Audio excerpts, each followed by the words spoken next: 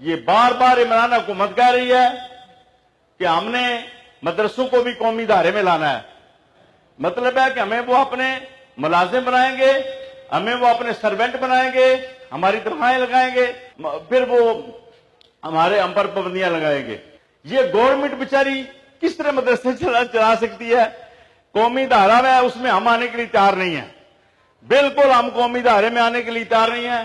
اس وقت ہم کریمہ شادی سے لے کر بخاری شریف تک پڑھاتے ہیں, اور ہمارے علماء فارسی جانتے ہیں, ہمارے علماء عربی جانتے ہیں, ہمارے علماء صرف و نحو جانتے ہیں, ہمارے علماء علم لغات جانتے ہیں, ہمارے علماء جو ہیں وہ فقہ جانتے ہیں, اصول فقہ جانتے ہیں, وہ علم عروض جانتے ہیں, علم معنی جانتے ہیں, علم بیان جانتے ہیں, علم بدیع جانتے ہیں, علم منطق جانتے ہیں, علم فلسفہ جانتے ہیں, علم حیات جانتے ہیں, علم فلکیات جانتے ہیں.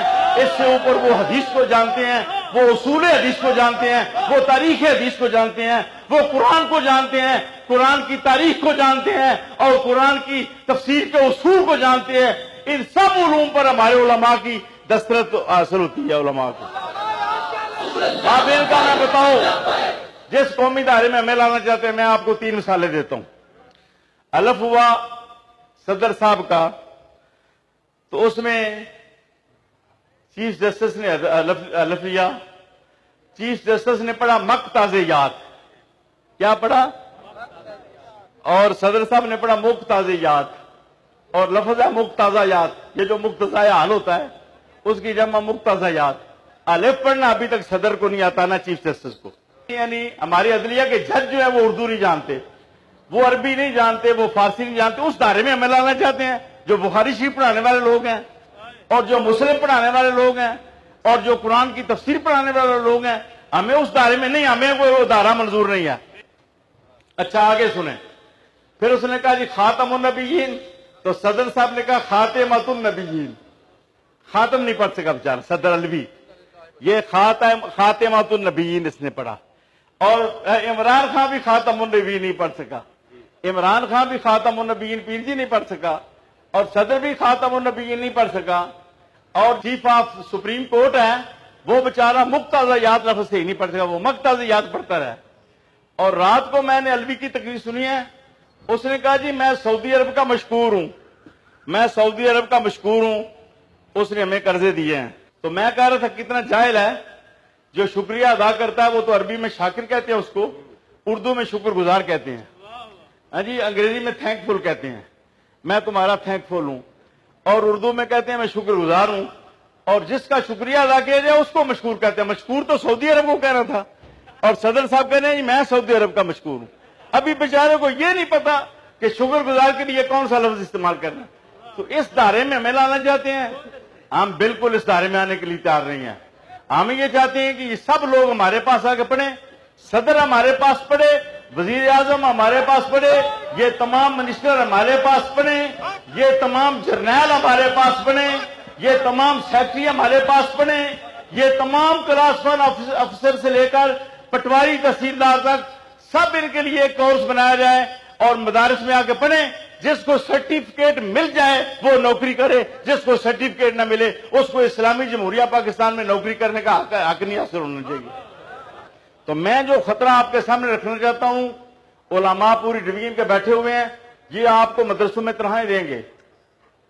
جس عالم نے تنخواہ لے لی وہ کانا ہو جائے گا, وہی کانا ہو جائے گا. جس نے تنخواہ قبول کی وہ کانا ہو جائے گا, اور پھر وہ سرونٹ بن جائے گا. پھر وہ اللہ اور اس کے رسول کا سرونٹ نہیں رہے گا, پھر وہ عمران خان کا سرونٹ بن جائے گا.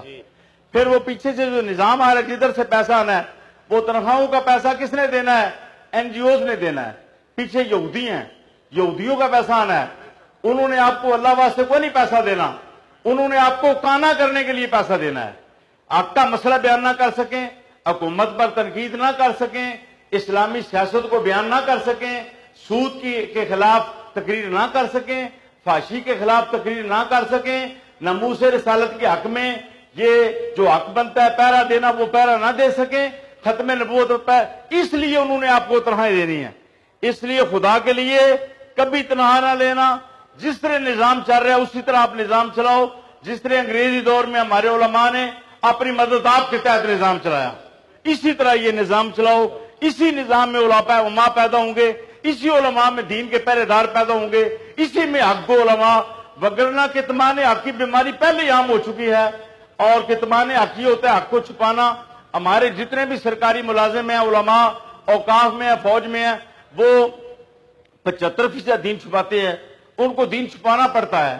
ازواج مطہرات کے بارے میں دین چھپانا پڑتا ہے، صحابہ کے بارے میں، ناموس رسالت کے بارے میں، ختم نبوت کے بارے میں، اور یہ لبرل لوگ جو ہیں ان سب کے بارے میں ان کو دین کو چھپانا پڑتا ہے جو ملازم بن جاتے ہیں سرکار کے۔ اس لیے علماء حقیر ہیں۔ امام اعظم ابو حنیفہ کو گورنر کوفہ روزانہ بڑھا کے کہتا تھا کہ آپ قاضی القضات کا عہدہ قبول کریں، آپ فرماتے تھے میں نہیں کرتا، تو وہ کہتا تھا اس کو 10 کوڑے لگا دو، 10 کوڑے روزانہ 10 دن لگاتے رہے۔ امام صاحب نے فرمایا میں اس عہدے کو قبول نہیں کرتا۔ تو اگر آپ نے علماء حق رہنا ہے، آزادی میں ہے۔ ہمارے مشائخ نے جھونپڑیاں نہیں بنائی، داتا صاحب نے راوی کے کنارے پر جھونپڑی نہیں بنائی، سلطان بہو نے جھونپڑی نہیں بنائی، حضرت پیر میرے علی شاہ صاحب ساری زندگی ایک چٹان پر نہیں بیٹھے۔ وہ چٹان آپ نے گورنر شریف جا کے دیکھ لیں جس پر دن رات آپ بیٹھا کرتے تھے۔ یہ جتنے ہمارے مشائخ ہوئے ہیں انہوں نے نوکریوں سے ہٹ کر آزادی کے ساتھ دین کا علم بلند کیا، اور انہوں نے اللہ پر توکل کیا۔ اللہ نے غیب سے ان کو روزی بھیجی، اور اتنی بھیجی آج لنگر چل رہے ہیں، آج ہزاروں لاکھ کھا رہے ہیں۔ اللہ تعالیٰ آپ کو بھی اسی طرح عزت دے گا۔ بے شک آپ کسی شیشم کے درخت کے نیچے جھونپڑی لگا لیں، ارد گرد دیہاتوں، پہلے دیہاتوں میں جا کے پڑھیں، پھر کہیں جی ادھر فقیر کا ڈیرا ہے، ادھر بھی بچے بھیج دیا کریں، پھر اتنا جرمٹ ہو جائے گا۔ لوگ آپ کو زمین بھی دیں گے، آپ کو مدرسہ بھی بنا کے دیں گے، کمرے بھی بنا کے دیں گے، لیکن آپ شرط یہ ہے کہ آپ چند مہینے اللہ تعالیٰ پر توکل کر کے دیکھیں۔ اس نہج پر علماء اگر کام کریں تو علماء بادشاہ بن جائیں گے۔ اور میں نے بہت سے لوگوں کو بشمول اپنے میں نے بادشاہ بنتے ہوئے دیکھا ہے۔ میں ورانیہ شریف میں بادشاہ ہوں، کوئی کسی کا محتاج نہیں ہوں، نہ میں نے نوکری کی۔ میرے والد گرامی نے، میں لیکچرار بنا، والد صاحب نے کہا افضل گورنمنٹ کا نوکر نہیں بننا، مدینہ شریف کا نوکر رہنا، مدینہ شریف کا نوکری چھوڑ کے واپس آ جاؤ۔